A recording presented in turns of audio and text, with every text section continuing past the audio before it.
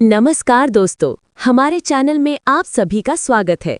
आज की कहानी है समय का पहिया। पंकज बेशर्मी से अपनी माँ देवंती जी से बोलते जा रहा था, माँ तुम अपना सामान पैक कर लो और अपनी तीनों बेटियों को लेकर मेरे घर से निकल जाओ। अब मैं तुम्हें अपने घर में नहीं रख सकता। बेटे की बात सुनकर देवंती जी स्तब्ध जैसी रह गई। आंखों में आंसू लिए हुए बोली, बेटा मैं इस उम्र में कहाँ जाऊंगी, और वो भी तीन तीन बड़ी बेटियों को लेकर। एक तुम ही तो मेरा सहारा हो, तुम्हारे अलावा मेरा इस दुनिया में है ही कौन। अगर तुम मुझे और अपनी बहनों को घर से निकाल देगा तो हम कहाँ जाएंगे। तभी देवंती जी की बात सुनकर अंदर से उनकी बहू प्रियंका भड़कती हुई बाहर आई। हमने ठेका नहीं ले रखा है तुम्हारा और तुम्हारी बेटियों का। तुम सब गांव की गवारों को अपने पास रहकर मुझे कितनी बेइज्जती सहन करनी पड़ती है ये मैं ही जानती हूँ। अब बिल्कुल नहीं सहूंगी। मैं हाईफाई सोसाइटी में रहती हूँ और मेरी सारी सहेलियां भी हाईफाई सोसाइटी की है। तुम लोगों की वजह से मैं उन्हें अपने घर भी नहीं बुला पाती हूँ। तुम लोगों को देखकर वो लोग मुझ पर हंसती हैं, इसीलिए निकल जाओ मेरे घर से। अब मुझे फ्री होकर जीने दो। बेटा वैसे भी तुमने हमें पीछे का ये कमरा दिया है। हम तो माँ बेटी वैसे भी तुम्हारे इतने बड़े घर में नहीं आते हैं। जैसे तुम लोग कहते हो हम उसी तरह से तो रहते हैं, फिर भी हमें घर से निकाल रहे हो।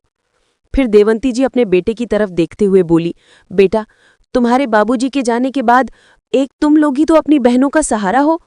और भूल गए क्या कि तुम्हारे बाबूजी के मरते समय तुमने उनसे वादा किया था कि अपनी माँ का ख्याल रखोगे, बहनों की पढ़ाई पूरी करवाओगे और उनकी शादी भी करोगे। और मुझे भी तो यही कहकर तुमने गांव की जमीन को बेच दिया कि मुझे और अपनी बहनों को शहर में रखोगे। इसी वजह से मैं तुम्हारे कहने पर गांव का घर और जमीन दोनों बेच दिया कि चलो उसकी पिताजी के बाद बड़ा भाई है अपनी बहनों को संभालने के लिए। लेकिन तुम अपनी सारी जिम्मेदारियों से पीछा छुड़ाना चाहते हो। अब तो हम गांव भी वापस नहीं जा सकते, क्योंकि ना तो घर बचा है और ना ही जमीन। तभी बहू उनके कमरे से एक बैग में सारे कपड़े पैक करके उनके सामने फेंकते हुए बोली, पंकज अब तुम्हारी माँ इस घर में एक दिन भी अपनी बेटियों के साथ रुकी तो समझ लेना मैं इस घर को छोड़कर अपने मायके चली जाऊंगी और अपनी डैडी से कह दूंगी कि अपने दामाद की जगह बिजनेस पार्टनर किसी और को बना लो। ये सुनकर पंकज घबरा गया और बोला, नहीं डार्लिंग, ऐसे कैसे तुम मायके चली जाओगी, मैं तुम्हें कहीं नहीं जाने दूंगा। पंकज ये बात अच्छी तरह से जानता था कि आज वो प्रियंका के पिताजी की वजह से ही इतने बड़े बंगले में खड़ा है, उनके बिजनेस में पार्टनर होने की वजह से ही बड़ी बड़ी गाड़ियां हैं। ये सारी शाना शौकत प्रियंका के पिता की वजह से ही है। अगर प्रियंका मायके चली गई और उसके पिताजी मुझसे नाराज हो गए तो मेरा तो ऐशो आराम ही छिन जाएगा। यही सोचकर पंकज दरवाजे पर पड़े हुए बैग उठाकर माँ के हाथों में थमाते हुए बोला, माँ तुम्हें सुनाई नहीं दिया प्रियंका ने क्या कहा है, जो अभी भी घर की दहलीज पर खड़ी हुई हो। निकल जाओ अपनी बेटियों को लेकर यहाँ से। तभी देवंती जी की बड़ी बेटी नूतन, जिसकी उम्र 18 वर्ष थी, वो बोली, भैया आप माँ के साथ ऐसा व्यवहार नहीं कर सकते। बड़ा भाई तो पिता के समान होता है। बचपन में हम सभी लोग साथ में खेलते थे। मुझे तो अपने भाई पर इतना गुमान था, लेकिन आज आपके व्यवहार को देखकर मन बड़ा दुखी हो गया। मुझे तो लगा था कि पिताजी के जाने के बाद आप हम सबकी जिम्मेदारी बहुत अच्छे से निभाएंगे। तुमसे हम सबकी बहुत बड़ी ही उम्मीदें थी। आज तुम्हारे पास सब कुछ है, इतना बड़ा बंगला, बड़ी गाड़ी, खूब सारा पैसा है, तो क्या अपनी बूढ़ी माँ और बहनों को नहीं रख सकते हो। तभी चिल्लाती हुई प्रियंका बोली, हाँ हाँ, तुम्हारी अकेली माँ होती तो घर के किसी कोने में रख भी लेते, पर पूरी की पूरी पलटन साथ में लेकर चलती है तुम्हारी माँ। अब तीन तीन बेटियों को रखना हमारे बस की बात नहीं है। हमने इधर कोई धर्मशाला नहीं खोल रखी है जो तुम लोगों को अपने घर में रखेंगे। इसीलिए अब तुम लोग मेरे घर से निकल जाओ। ये घर मेरे डैडी का दिया हुआ है, इसमें सिर्फ मेरा और मेरे पति का हक है। दरअसल प्रियंका को यही चिंता थी कि कहीं ऐसा न हो उसका पति पंकज अपनी माँ और बहनों के प्यार की वजह से कहीं पिघल न जाए और उनके पढ़ाई लिखाई के खर्चा और शादी ब्याह के खर्चा उठाने के लिए तैयार न हो जाए। इसीलिए प्रियंका ने पहले ही ये प्लान बना लिया कि माँ बेटियों को घर से निकालना ही बेहतर है, और पंकज को भी अपनी माँ और बहनों से पैसा और शानो शौकत ज़्यादा प्यारा था। वो अपनी ज़िंदगी ऐशो आराम के लिए माँ और बहनों को छोड़ सकता था। थोड़ा बहुत पंकज अगर माँ की तरफ खींचता भी तो प्रियंका उससे अपने डैडी की धमकी देकर अपनी बात मनवा लेती। वो अच्छी तरह से जानती थी कि पंकज को पैसे ज़्यादा प्यारे हैं और अपनी बूढ़ी माँ और बहनों की वजह से वो अपनी लग्जरी लाइफ कभी नहीं छोड़ेगा। ये सब सोचते हुए वो फिर से बोली, माँ जी सुनाई नहीं देता है क्या, उठाओ अपना सामान और निकल जाओ मेरे घर से। तभी बड़ी बेटी नूतन बोली, भाभी अब आप एक भी शब्द मत बोलिएगा, बहुत बेइज्जती कर ली माँ की, और कुछ कहा तो मुझसे बुरा कोई नहीं होगा। ओ देखो तो सही, तुम्हारी बहन के नखरे करे, गुरूर तो देखो, बोल तो ऐसे रही है जैसे कहीं की महारानी हो। महारानी हो या नहीं, लेकिन आपकी फालतू की बातें अब नहीं सुनूंगी। जब तक आपके घर में रह रही थी तब तक हमने बहुत कुछ सहन किया था। तुम्हारे घर के सारे काम भी हम चारों माँ बेटियां ही करती थी, कुछ फोकट में नहीं रखती थी तुम हमें अपने घर में। अब इन्हीं कामों के लिए तुम्हें काम वाली बाई रखनी पड़ेगी, तब तुम्हें हमारी कीमत पता चलेगी। देख रहे हो अपनी बहन के तेवर, हाथ में एक पैसा नहीं है लेकिन अकड़ 7वें आसमान पर है। भाभी, अकड़ नहीं बल्कि स्वाभिमान है। तभी देवंती जी बेटी को शांत कराते हुए बोली, बेटा शांत हो जा। शहर में आकर बेटा इतना बदल जाएगा, इसकी कभी हमने कल्पना भी नहीं की थी। अब बहू तो पराई थी, लेकिन बेटा भी पराया हो गया है, तो अब बिना रहकर हम यहाँ क्या करेंगे। ठीक है बेटा, तुम्हारे घर से जा रहे हैं। जाते जाते देवंती जी अपनी बहू से बोली, बहू, तुम्हें जिस पैसे का इतना घमंड है ना, एक दिन देखना मेरी बेटियां तुम्हारा घमंड तोड़ देंगी, वो भी कामयाबी के मुकाम को छुएंगी जिसकी कभी तुमने उम्मीद भी नहीं की होगी। देवंती जी की बात सुनकर बहू हंसने लगी और बोली, क्या आता है तुम्हारी बेटियों को, झाड़ू पोछा करने के सिवा तो उन्हें कुछ आता नहीं है। किसी के घर में जाकर बस यही कर सकती हैं वो, इससे ज्यादा कुछ नहीं। चली मेरी बराबरी करने। कहते हुए प्रियंका ने देवंती जी को उनकी बेटियों को धक्का दे दिया और बोली, पलटकर दोबारा मेरे घर में कभी मत आना। देवंती जी बेटे की तरफ बड़ी आशा से देख रही थी, पर बेटा भी चुपचाप सर झुकाकर घर के अंदर चला गया। बेटे का व्यवहार देवंती जी को खाए जा रहा था, लेकिन कर भी क्या सकती थी। तीनों बेटियों को लेकर देवंती जी वहां से चली और थोड़ी दूर जाकर सड़क के किनारे एक पेड़ के नीचे बैठ गईं। तभी सबसे छोटी बेटी प्रिया रोने लगी और बोली, माँ, अब हम कहाँ जाएंगे? कहाँ रहेंगे कि हमें इसी पेड़ के नीचे रहना होगा। बेटी की बात सुनकर देवंती जी ने अपनी तीनों बेटियों को गले से लगा लिया और हिम्मत देते हुए कहने लगी, नहीं बेटा, एक दिन हमारा अपना घर भी होगा। हम भी अपने घर में शान से रहेंगे, सारे सुख सुविधा होगी, कोई कमी नहीं होगी हमारे पास भी। बस कुछ दिनों की मुसीबत है और हमें इसे पार करना है। सुख दुख सबकी जिंदगी में आता बेटा, अभी हमारा अच्छा समय नहीं चल रहा। भगवान हमारी परीक्षा ले रहे हैं।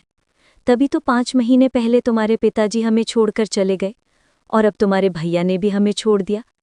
लेकिन ये समय भी बीत जाएगा और एक दिन देखना हमारा समय भी आएगा। इस तरह से अपनी बेटियों को देवंती जी हिम्मत दे रही थी। देवंती जी के हिम्मत की वजह से ही उनकी बेटी नूतन भी बड़ी ही हिम्मत वाली थी। शाम होते होते सबको भूख लगने लगी। माँ, इधर आसपास कुछ दिखाई नहीं दे रहा। जब से भैया के पास शहर में आए हैं तब से भैया हमें कहीं लेकर भी नहीं गए जिससे शहर में हमारे कोई जान पहचान हो जाए।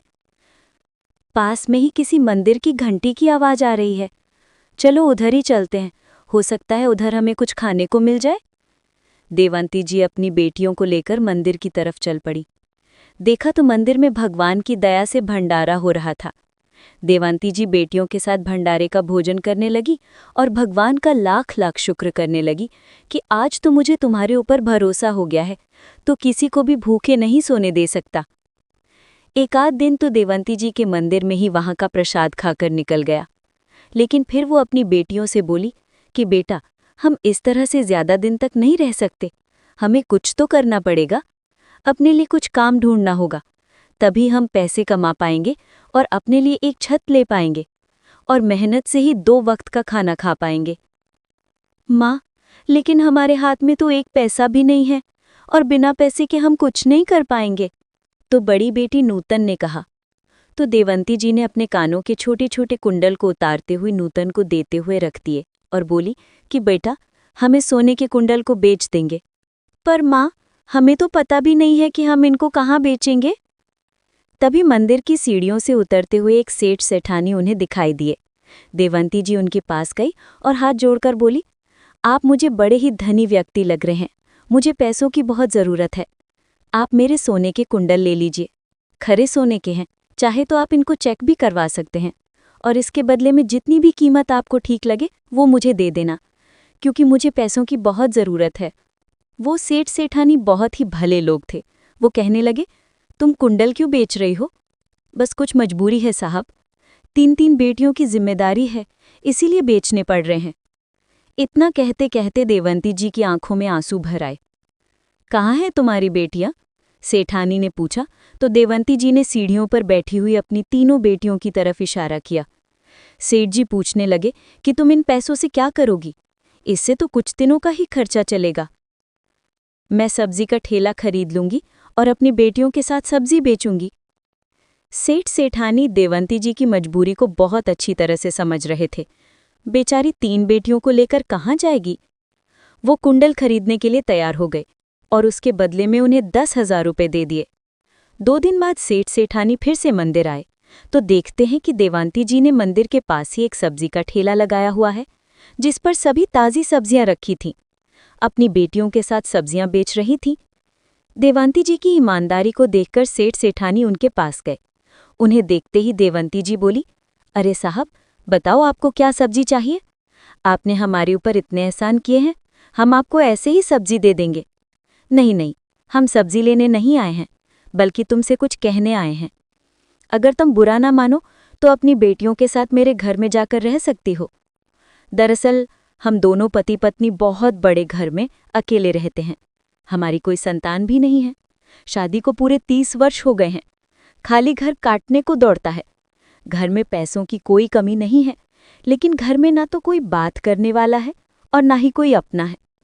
तुम्हें हमारी ज़रूरत है और मैं भी चाहता हूं कि तुम्हारे जैसे ईमानदार लोग मेरे घर में आकर रहें। साहब, मैं बिना कुछ कामधाम किए आपके घर में फोकट में नहीं रह सकती। अगर आपके घर में कुछ कामधाम हो और आप मुझे काम के बदले पैसे देंगे तो हम आपके घर में ज़रूर आकर रहेंगे। ये सुनकर सेठ सेठानी खुश हो गए कि सच में देवंती जी और उनकी बेटियां बहुत ही ईमानदार और स्वाभिमान हैं। उन्होंने कहा कि मेरा घर बहुत बड़ा है और बहुत सारे काम भी हैं। हमारा रसोइया काम छोड़कर चला गया है। अगर तुम खाना बनाने का और साफ सफाई का काम कर सकती हो तो मेरे घर में आकर रह सकती हो।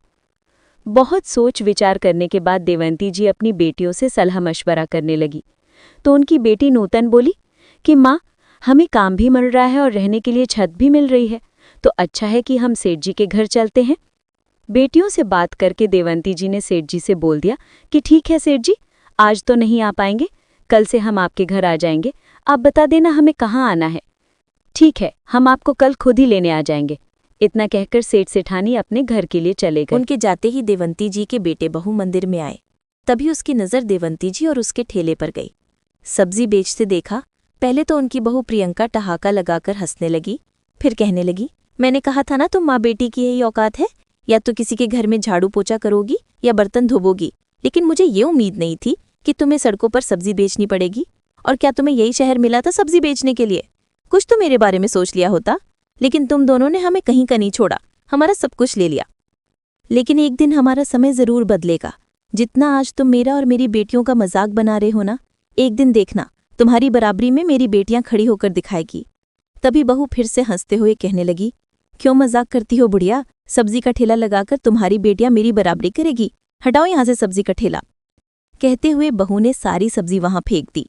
बेटा पास में खड़ा सब कुछ देख रहा था, पर कुछ बोला नहीं। सब्जी फेंककर दोनों बेटे बहू कार में बैठकर अपने घर चले गए। आज देवंती जी और उनकी बेटियों की आंखों में आंसू नहीं थे, बल्कि उन सबके दिल में एक ऐसी तमन्ना जाग उठी थी कि अब बस किसी भी तरह से खूब सारे पैसे कमाने हैं और भाई भाभी को उनकी औकात दिखानी है। फिर चाहे उसके लिए हमें दिन रात मेहनत क्यों न करनी पड़े। हम तीनों बहनें मेहनत करेंगी, लेकिन अपनी माँ का सर कभी नहीं झुकने देंगे। माँ, तुम चिंता मत करो। सुबह सुबह मंदिर के पास देवंती जी अपनी बेटियों के साथ बैठी थीं कि तभी सेठ सेठानी अपनी कार लेकर उन्हें लेने के लिए आ गए। पहले सबने भगवान के दर्शन किए और फिर चारों माँ बेटी सेठ सेठानी के साथ कार में बैठकर उनके घर आ गईं। सच में सेठ जी का घर बहुत बड़ा था, लेकिन उसे घर में रहने वाले सिर्फ 2 ही लोग थे। बाहर की तरफ एक पोर्शन बना हुआ था जो कि उनके घर के रसोइया का था। देवंती जी अपनी तीनों बेटियों के साथ इस पोर्शन में रहने लगी। एक दिन सेठानी वहां आई तो उन्होंने देखा कि देवंती जी की दोनों बड़ी बेटियां घर का सारा काम निपटाने के बाद कुछ पढ़ रही थी। क्या पढ़ रही हो बेटा? कुछ नहीं आंटी जी, ये मेरी पुरानी किताबें हैं। पढ़ने का बहुत शौक है, लेकिन पढ़ाई बीच में ही छूट गई, इसीलिए अपनी पुरानी किताबों को पढ़कर मन हल्का कर लेते हैं। क्या तुम्हें पढ़ाई का शौक है तो हमें पहले क्यों नहीं बताया? कल ही हम तुम्हारा किसी अच्छे से कॉलेज में एडमिशन करवा देते। तुम्हारा ही क्यों, तुम तीनों बहनों का कॉलेज और स्कूल में एडमिशन करवा देंगे। आराम से पढ़ाई करना। सेठानी की बात सुनकर तीनों बेटियों के आंखों में खुशी की चमक दौड़ गई। पढ़ाई की बात सुनकर वो एक बार भी मना नहीं कर पाई।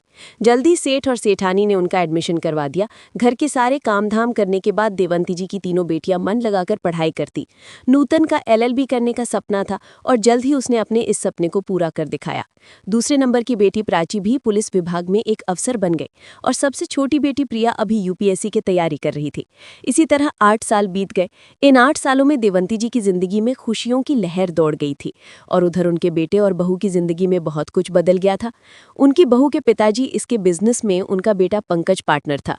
उनकी हार्ट अटैक की वजह से मृत्यु हो गई, जिससे सारा बिजनेस का भार पंकज के कंधों पर आ गया। पंकज बिजनेस में पार्टनर जरूर था, लेकिन उसे बिजनेस को चलाना नहीं आता था और ना ही उसने कभी उन्हें सीखने की कोशिश की। सिर्फ ऊपरी तौर पर वो अपनी पत्नी के पिता का साथ देता रहा। धीरे धीरे उसके बिजनेस में घाटा होता गया और एक दिन ऐसा आया कि उसका सारा बिजनेस बेच दिया। अब उसके पास कोई काम धंधा नहीं था, इधर उधर भटकते हुए काम ढूंढ रहा था। तभी एक दिन उसकी नजर अपनी बहन नूतन पर पड़ी, जो एक कार में बैठकर जा रही थी। वो अपनी बाइक से नूतन का पीछा करने लगा और पीछा करते करते उसके घर तक पहुंच गया।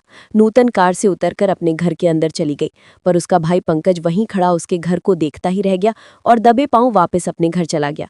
जाते ही सबसे पहले उसने अपनी पत्नी प्रियंका को सारी बात बताई कि उसकी माँ और तीनों बहनें हमसे बहुत आगे निकल गई हैं। आज उनके पास गाड़ी बंगला सब कुछ है, किसी चीज की कोई कमी नहीं है। ये सुनते ही प्रियंका का मुंह खुला का खुला रह गया। वो पंकज से कहने लगी कि तुम जाओ और अपनी माँ से मदद मांगो। तुम तो उनके बेटे हो, तो वो तुम्हारी मदद जरूर करेंगी। इसलिए जाओ और मेरे पिताजी के बिजनेस को फिर से खरीदने के लिए उनके आगे हाथ फैलाओ, पैसे मांगो और मेरे पिताजी के बिजनेस को फिर से उठा लो। मैं ऐसा कैसे कर सकता हूँ प्रियंका? पहले तो हमने उन्हें घर से धक्के मारकर बाहर निकाल दिया, अब किस मुंह से उनके पास जाऊंगा? क्यों, आज तुम्हारी माँ के पास इतना सारा पैसा है तो क्या वो अपने बेटे की मदद नहीं करेंगी? तुम उनके बेटे हो, जब तुम्हें रोता गिड़गिड़ाता हुआ देखेंगी तो जरूर तुम्हारी मदद कर देंगी, उनका दिल पिघल जाएगा। चलो मैं भी तुम्हारे साथ चलती हूँ, देखती हूँ उस बुढ़िया के बंगले गाड़ी। कहते हुए प्रियंका अपने पति के साथ बाइक पर बैठकर वहां से चल दी। पंकज ने अपनी माँ के घर के सामने जाकर बाइक रोक दिया और प्रियंका को घर दिखाते हुए बोला कि यही माँ का घर है।